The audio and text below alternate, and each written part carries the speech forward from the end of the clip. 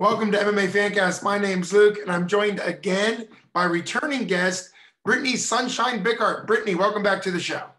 Thank you very much for having me. It's a pleasure. It is great having you on the show. We had such a nice time. Last time you came on the show, it was before your first ever MMA debut bout for CFFC, and now you're back on the show fight week of USKA Extreme Violence Kickboxing, and you're going to be fighting May 15th. So let's jump in, talk about that.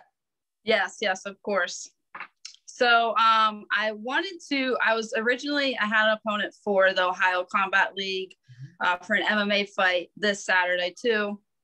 Unfortunately, she had to pull out. I saw that USKA had a 145, 140, I'm pretty sure it was. So that's around my weight class. So I spoke to Will, my coach, about it. He said, let's do it. So here we are. That is fantastic. And so let's stay on that a little bit. Obviously, you fought in March in MMA and you lost a decision, but it was a good fight. You learned a lot from it. We'll talk more about that, I'm sure. But staying on the present, so you were training up until last week for MMA. How have things changed, or will things change now that it will be focused just on the feet? Yeah, so I just have been focusing on my stand-up now. So sometimes, like for the grappling classes, I'll just kind of hang back and stay for striking. And when we have fight team practice, I'll just be like, all right, I'm not doing takedowns right now. I'll just, stay standing up. But like I always say, we're always working. So easy adjustment when you're always in the gym. I'm comfortable with kickboxing. And I've fought in it before, so I know what to expect. So it was kind of easy just to focus on that again. Yeah, that makes a lot of sense. And it goes like what you're saying from training and the coaches. And also MMA teams tend to be very understanding. Some people end up maybe taking a pro bout that's just grappling. Some might take MMA, some might take kickboxing or Muay Thai. So clearly there's a lot of different things going on in an MMA gym. And I know you've said before that you really liked striking. First time we ever met was when you were going to be kickboxing, which ended up falling through. When did you kickbox last, and how did that go for you? The last kickbox fight? The last kickbox fight that actually came through, because I know a lot of dropouts happen. Yes. So the last kickboxing fight that I had was actually for USKA. That's right. I think it was 2 years ago now. It was like June or July of 2019. And I actually got knocked out. So, oh, no. But it's okay. I mean, it happens. Like, I was on USK's highlight reel of getting knocked out, but that's such like a humbling, eye-opening experience that it's literally the risk you take. And it's something that really put into me. I'm like, this is what someone is trying to do to me. And it did happen. I went for, I think it was like a body shot. I dipped my head. I think her name was Julie Hopkins. She did an excellent job, and she head kicked me right then and there and landed right across my jaw, lights out. I had like a dream and everything, and I woke up and I'm like, oh, okay, here we are. Yeah. So even though it was a very unfortunate way to end the fight, nobody wants to get knocked out. But it's understandable in the fight game, so I picked myself up again and I kept training, and here I am taking another fight. So hopefully it doesn't happen again. Well, Brittany, I appreciate your honesty and such a great, insightful answer. It also goes to the fact that oftentimes in fighting, when fighting goes so well, people that are winning almost forget about the seriousness that occurs, and so for you, as rough it is to be on the receiving end of such a highlight reel knockout, the reality is it sounds like it led you to a better appreciation of what actually happens in fighting, which has kept you even more connected to it, which is just incredible and a wonderful thing there overall, which is good. I also know that back then, a couple of years ago, you were living and training in Eastern Pennsylvania, and you have since moved to Pittsburgh, which is something we talked about last time. What's it going to be like for you fighting in sort of a home area for you as far as where you used to be? So it will be, meaning that's going to be back to like where it's going to be back in the Hamburg area. USKA. Yeah. It's kind of like comfortable to me now. It's where I started out was like in Allentown area, fighting out over there. I have a lot of friends from college that live in Philly that, you know, are able to come. And it's just, it's nice being closer to home, you know, even if it's a trip from here, it's like comforting going back in that area. It's kind of like what I know. So it is very nice going back. That's kind of a cool thing. And of course, hopefully at some point you'll be able to fight in Pittsburgh, and that'll be your new family and your new, you know, circle of people around you, which would be really great. I know this might not be, well, it won't be any worse about talking about your knockout, but what's it like, particularly on the female side of things? What's it like to just be facing a constant, I'm certainly not asking you to call anybody out because I know things happen, but there seems to be a pattern among amateurs and particularly females of fights just falling through, not happening, just over and over again. I know you've had several happening. Why do you think that happens? And what do you do mentally to continue training even with that possibility? That's a really good question, because it is very mentally hard. So what I do personally is, so our coach will be like, hey guys, we have, you know, in May, we're looking at fights. If you want to put your name in, go ahead.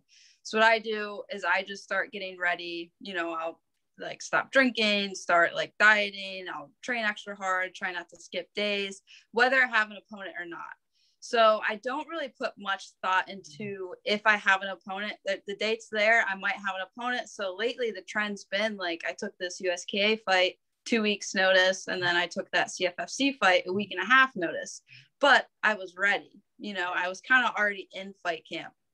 Unfortunately, it does happen with girls a lot, dropping out, or like you saw when I cut like 14 pounds and it was my debut kickboxing, and that day she came in 14 over. So I don't know what it is. People do get hurt, and it might just be the pool for, you know, the MMA community and the kickboxing community. There is more guys. So if a fight falls through, the chances of finding, you know, a replacement way higher for a guy as opposed to a female. I just think it's a smaller pool of things. So sure, that is probably what makes the most sense. And if you had rewound to MMA 20, 25 years ago, the guy pool was pretty small too, until, because you watch some of those old UFC fights, it was the same 6 guys fighting each other until things build up. So that is what takes time. And even now at the UFC, you know, starting with Ronda Rousey at the highest level, but they've added weight categories and classes that at one point nobody would have ever thought of. It was just the thought, will there be even one women's weight class? And now there's, I think, 4 or 5. So it's kind of exciting to see how that goes. But you did bring up a mental aspect, and I think that's a big part of amateur training. And that is, once you know that there's a date potential, that you end up training. So you were going to go out to Ohio, but now you're going into Hamburg. But the reality is it's the same date. So you've been looking at May 15th as a potential fight for a while, is what you're saying. Yeah. Yep. Yeah. And I think that's good. And for any amateur fighter, particularly female, but also throw out there for men, is once you know that there's a potential date, and frankly, those are quite often, well, pre-COVID, they were quite often, but continue to train. Because I had some situations with fighters that they were training for a fight on a certain date. Their opponent dropped out. They stopped training, you know, got off their diet, whatever. And then the matchmaker did a really great job of getting a replacement. But now they're the person that's like, oh, never mind, because they've now come off their training. So it really sounds like you have that mindset that's going to continue training, which is good. What are you looking for out of yourself? You've obviously done kickboxing before. What are you looking for to see as an improvement in yourself coming up in this fight? I would like to stop a fight early. That would be amazing. I honestly never really envisioned myself before I came to Stout like dominating like that. I was like, oh, if I win, I win. That's really what I care about. I don't care how I win. I still have that mentality, of course. I think my kickboxing has improved greatly. We have really good Muay Thai at Stout. Chris Brookins, he's going to be in my corner. His Muay Thai is excellent. You know, it's just like devastating kicks, and that's just what I want to do. I want to go out there and throw big shots, and you know, I want to like really own the fight, just complete dominance. Well, that's a great attitude. It goes towards your training and your coaching, and all that builds up. It also goes towards some of the maturity. I know you've been training now for several years, and so it kind of like, it's great to get in a fight game, like you were saying, just trying to win, you know, any way a win comes, but now trying to be able to see a better way. Also, amateur kickboxing, Muay Thai includes head kicks, as you yourself experienced, but MMA does not. And so what do you think? Would you rather be in a fight, even with your experience, where head kicks are able, because of how devastating they can be as a weapon to use, or did you kind of like the MMA environment where you had a lot more to worry about, but there wasn't head kicks? Because that's an interesting situation. It is. And, you know, you make a good point where there's a lot more to worry about, but then like, and in Pennsylvania, you can't ground and pound and you can't head kick. So that was kind of taken away, but I prefer to throw head kicks because I'm so tall. So it's just a kick that I like to throw. It's something that I started out kickboxing and amateur. So I started being able to like practice head kicks, always throw them in sparring. So I really like that we can throw head kicks. So I don't mind it. Well, I think that's a great thing. Obviously, that's one advantage of is this a kickboxing bout or a Muay Thai bout? Because I know USKA used to break down into different categories. I don't know if they're all Muay Thai now or not. I'm not sure. I know we asked for Muay Thai. Okay. So I'll show up and I'll find out what we'll do. Well, for people listening to this, not understanding quite how two fighters can show up to a kickboxing Muay Thai fight and not know the rules, the reality is just that there's a lot of differences that can happen. And I've experienced it as a coach showing up, and we were training for one situation and then ended up being another, but it sounds like you'll do whatever needs to be done. But now for Muay Thai, there's so much more that can happen than a glory rule. As great as glory rule kickboxing is, there's so much more. And obviously the biggest difference between glory and Muay Thai is glory is one arm, plum, and Muay Thai is two. I'm assuming you prefer the full Muay Thai due to control. Yeah, full clinch. Full clinch, full Muay Thai clinch. Yeah. That makes sense. Well, it's very exciting. Is anybody else from your gym jumping on this card later? Or is it just you and your coaches? Kind of, what does it look like for Stout when you take a fight out there in 2 weeks' notice? So we are trying to get some other guys matched up. I don't know, like this close, if we'll be able to find them. If it comes up, we will. Then I know a bunch of guys have fights in the Ohio Combat League that weekend. So 3 guys are fighting out there for MMA. So it's a busy weekend for us. Yeah. And obviously shout out to them and to Stout. I know Stout has 2 locations now. I think they have multiple locations. And yeah, 3 locations. Okay. Yeah, 3. Yeah. That's wonderful. Particularly coming out of COVID, it's great to see that gyms have been able to survive because of all that's going on. And obviously Ohio Combat League, it's still great to see that they're going to be doing a fight May 15th and that they have an opportunity for a bunch of your team. You mentioned your coach. Who else is going to be in your corner since you're kind of splitting who can be where? So who else is going to be out there for you? Yeah, so Chris Brookins, he's one of our main Muay Thai instructors. And then Jesse Florentino, who is not a Muay Thai guy. He actually is someone who I grapple with a lot to help me get ready for MMA. Very good grappler. He won the Kasai Pro a couple years back. But he's someone that I train with a lot. So I'll just be able to, hang out with him. He'll keep me calm and joke around. And then, Chris will be there to joke around too, but tell me what to do during the fight. So Jesse Florentino will be coming with me too. That's wonderful. And I see by your smile that the relationship, a friendship within a training partner can also mean more sometimes than just the technical know-how. The technical know-how, obviously Chris has that, but having somebody who is your buddy that you can be friends with and have that nervous energy and speaking of the nervous energy, what have you learned about yourself? You've now been fighting, which is good. CFFC threw you on a card late minute, which was great. What have you learned about yourself? Because there's good nerves and then there's nerves that can be kind of draining for a fighter. And how do you manage them going into a fight?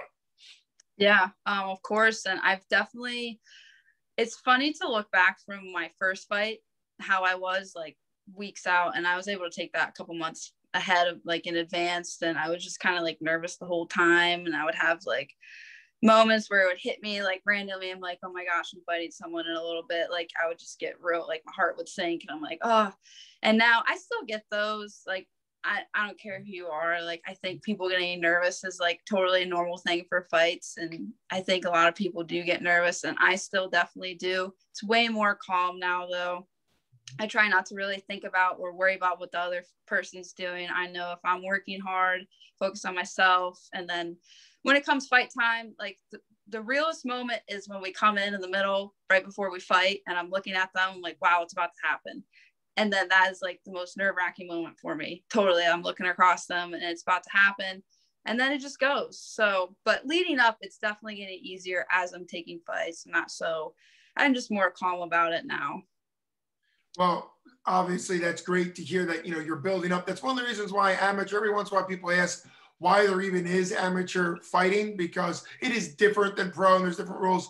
But that's a big part, because fighters need the opportunity with fewer risks and more protections and those type things to learn about themselves, to learn training methods, and to know what their strengths are going to be and know where the challenging points are going to be. And it sounds like you're obviously learning about yourself and able to understand when you're going to feel the most nervous and how to handle that. So that sounds absolutely incredible. Going into this week, how are you looking, training, weight cut, prep? How are things looking this week on a technical side for you? So thankfully I'm not injured, so I'm feeling really good. It's 145 and I just did 135, so I'll be fine with the weight. I just have a little bit to cut. It'll come off easy. So I'm just gonna flow this week.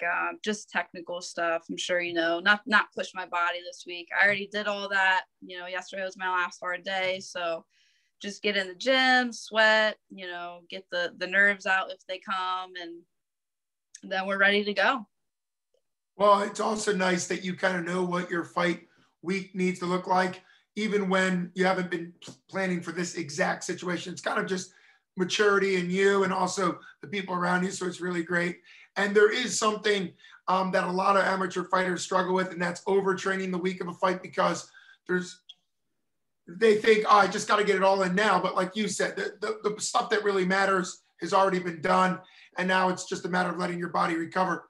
You mentioned something that doesn't relate to this fight, so I'm not having you give anything away, but you mentioned that you're not injured. And that implies that there's times coming into a fight week that you were injured. So what has it been like in the past where you're on a Monday, you're going to be fighting on a Friday, Saturday, and you have some type of injury? And what have you had to do? Because clearly it's great that you're injury free, but I'm assuming there have been times that you have been injured coming into fight camp. And how do you work around that when you're in fight week and you still have an injury and you're trying to recover in time for the fight? Yeah, great question. I'm sure a lot of fighters experience that, because our hard days at practice is, you're getting beat up kind of, you're on the other end of things, or, tweaking your knee, your ankle, your back is super common in the sport. So in the past, if something was just bugging me before, or if I like rolled an ankle or anything, just like really resting that part and trying not to use that at all. Like if you threw a leg kick and your shin's like really bruised and it's super sensitive, if you went in the fight and you threw that kick, it's gonna like hurt right away. Don't throw that kick at all that week. Or if you're gonna hit pads, like pad it up, make sure you're being smart with it, and just do everything you can to rest. That's what I did in the past. And thankfully for this one and the CFFC, I was able to go into it like kind of mind free of that. My whole body just felt good. So well, that's good advice, particularly for amateurs out there, to recognize that the mindset that, well, I might throw this kick in a fight means I have to throw it 500 times every practice if it's injured, is not a good mindset. Know that you can have the confidence. Sounds like, if this is hurting, that's hurting. I'm going to have the confidence that I can use it when I need it, but I'm going to train other things. And that also goes to switch stancing, which some people really like. Some people don't, but being comfortable in new environments. It just sounds like you're in a great spot, both physically and mentally, coming into this fight. And so you've already said that your plan is to dominate. Do you have a prediction, or is that going to be the prediction coming into this fight? I like that prediction. I'm going to dominate. That's my prediction. We'll take that as a prediction. Yeah. It's been great, Brittany, having you back on the show. And I hope to continue to have you regular, particularly because you're a rare guest that is constantly training MMA and wants to go forward in MMA, but is able to bounce into other aspects of martial arts, which are super important because they got all combined into MMA. And so when people look at MMA as a sport, it certainly is, but it's come out of all these other martial arts that have unique aspects that then find their way into MMA. So thanks for taking time out. I hope you have a great week this week and an even better fight. And I hope to have you on afterwards. Thank you so much. I really appreciate it. Have a good one. Thank you.